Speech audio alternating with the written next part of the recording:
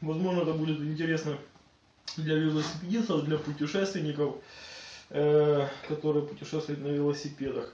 Значит, первое, хороший плюс отсутствие барашков. Для южной части Украины велосипедисты знают, что барашки это проблема. Вот. Наверное, с тем, что отсутствуют барашки, здесь в магазинах, в частности в Хелмна, пока еще не знаю, как Свича и Гридзонс, но в Хелмна совсем нет антипрокола, даже никто не знает о нем. Вот. Ну, то, что отсутствуют барашки, иногда на дорогах присутствуют мелкие разбитые стекла.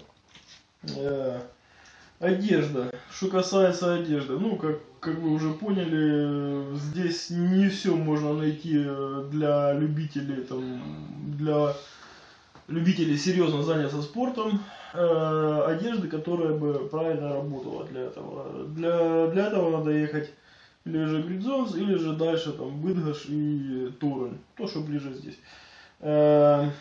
Детали по ремонту велосипеда. Но опять же подтверждается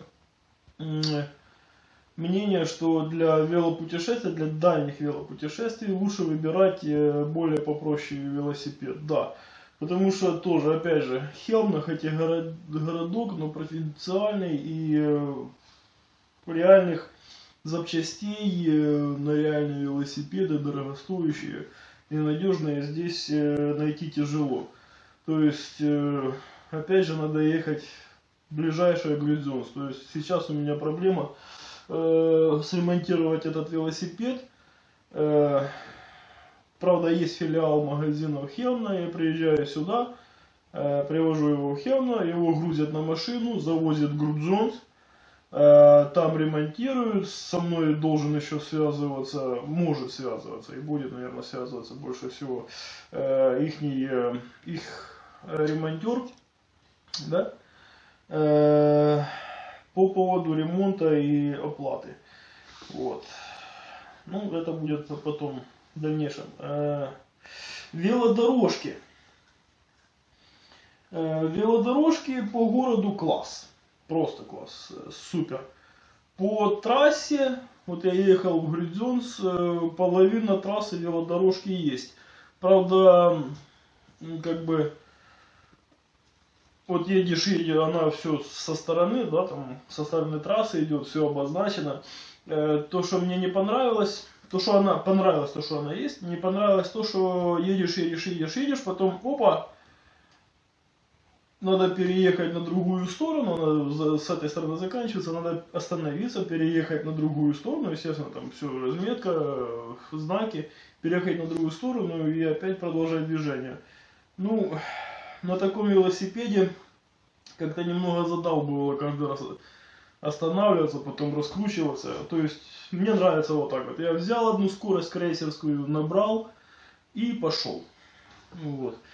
И когда ехал назад, пытался выйти на центр дороги, полосить, но тут же был как бы машины сигналили и указывали мне на сторону, вот туда, вот там велосипедная дорожка, ты на велосипеде, будь добр туда. Вот. Велопарковки есть не везде. Вот что тоже вот интересно, дороги предназначены для велосипедов, велопарковок. Ну, не возле каждого магазина есть, но в принципе тоже парковку на парковке не нагромоздишь, не наставишь. Они есть, но хотелось бы еще больше. Но дороги класс. Есть велодорожки, знаки, тротуары, бордюры, все это есть.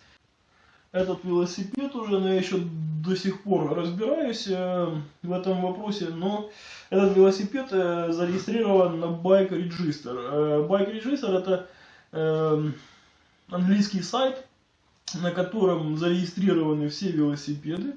И, естественно, при продаже тебе велосипед переходит в твое пользование. Но, опять же, я еще разбираюсь с этим вопросом. Байк-регистр создан для того, чтобы проще было находить украденные велосипеды. И не то, чтобы проще находить, проще доказывать, что велосипед украден. Вот. То есть полиция, насколько я понял, полиция Англии и, ну, возможно, Польши, потому что Евросоюз, имеет доступ к этому и пользуется этим сайтом. Очень хорошая идея. Хотелось бы такое создать на Украине, потому что в последнее время по информации, которая доходит до меня, последнее время очень участились случаи краж. Ну, естественно, ваш покорный слуга тоже в свое время, год назад, в сентябре, 6 сентября, тоже попал в этот список жертв. У меня угнали Cannondale Trail. С сумкой, с велосумкой, с половиной белой одежды, фары, габариты, все было там. Это все, конечно, ушло. Вот, потому отмечаю Bike Register. Bike Register. Вот интересная штука, и по словам пары велосипедистов спрашивал, находят и доказывают, и возвращают велосипеды. Ну, пока на этом все. Ставьте лайки, подписывайтесь. Мы всегда с вами. Пока.